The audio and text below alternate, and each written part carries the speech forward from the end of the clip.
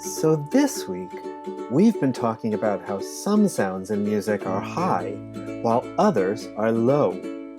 Just like in real life, there are some voices and instruments and even certain types of music that like to live way up high, while others rumble and grumble as they go deep and low. In music, we use the word pitch to describe how high or how low a sound or a note is. But while other things like temperature or mood also have highs and lows, in music, the highs and lows not only happen, but they can do so at the same time. In fact, most music uses notes that are high, notes that are low, and notes in the middle all at once to create things called melodies, harmonies, and textures.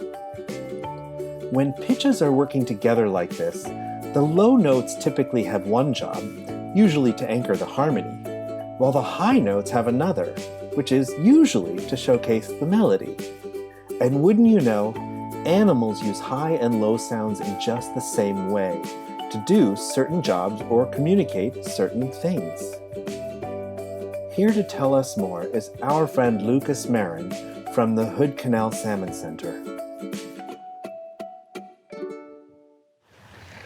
Hello everybody, Lucas here again from the Salmon Center.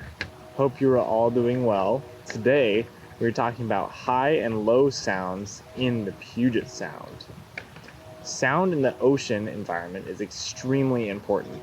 Because light is filtered from the water column within 30 feet of the surface, that means it's pretty much dark as night, once you get more than 30 feet down. Because of this, sound is the most effective and efficient way for many species to communicate underwater. Sound has the ability to travel around the world under the surface of the water. It actually moves much faster underwater than through air, usually about 4 to 5 times faster. It can also travel a lot further, and high-frequency sounds, while they can travel hundreds of miles, low-frequency sounds, especially those emitted by blue whales, can travel across entire oceans. Marine mammals and other aquatic animals have evolved over millions of years to use underwater sound as their method of communicating and understanding their world.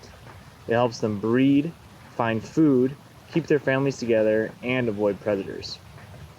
Orca whales, for example, use a series of clicks, chirps, whistles, and pulse calls to help navigate the lightless depths of the Puget Sound. Just like humans, different whales communicate in different languages, and different species often have different vocabularies. For example, the sounds resident orca whales that stick around here aren't able to be understood by the Pacific Ocean's transient killer whales. The unfortunate side of the animal's use of sound in Puget Sound is the inclusion of all the noises we as humans emit. With all the recreational boats, shipping lines with giant shipping ships, marine construction, and other sources of sound, the communication that orcas and other species rely on becomes harder to use.